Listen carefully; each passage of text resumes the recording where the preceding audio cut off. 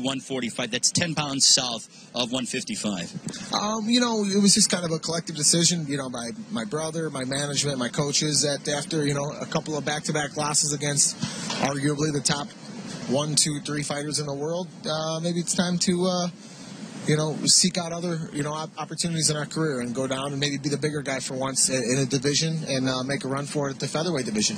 Let's talk about your last fight against Gray Maynard, a split decision loss. You came under some criticism in that fight. I mean, what did you take away from that loss? And, Dana White was somewhat, for the first time ever, was critical of your performance. I mean, have you spoken with Dana afterwards? And, what's your mindset coming in after that loss and what took place? Oh, yeah.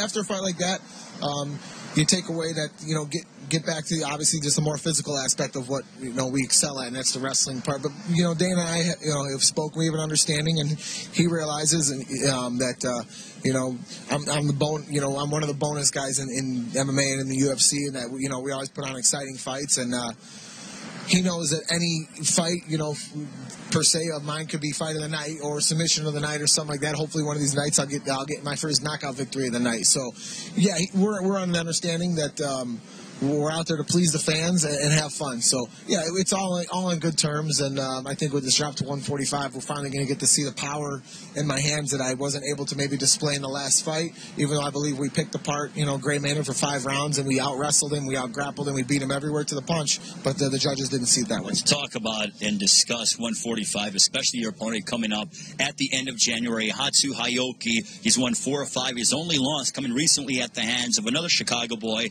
that being Ricardo Lamas. How big of a fight is this for you, especially, on the surface, it doesn't appear as if you've lost 2 straight, but in the record books, you have lost 2. Oh, yeah. It's always in the back of my mind, But I don't use that as pressure. I use that as motivation. I kind of flip the tables, and my back's not necessarily been up against the wall, but I've lost back-to-back. I lost to Dean Thomas and Tyson Griffin. When I lost to back in, Strikeforce and Shudo days, I lost to Gilbert Melendez and Yusuke Endo and Shudo. Then I lost to Kenny Florian and Diego Sanchez. But then if you look, time will tell. Then I go on a run. I go on a tear for a while, and we're back up to number 1 contender in no time. So this time we're not going to stop a number 1 contender. We're going to get that belt from either be Jose Aldo or Frankie Edgar. So I'm very excited about this matchup that lies ahead.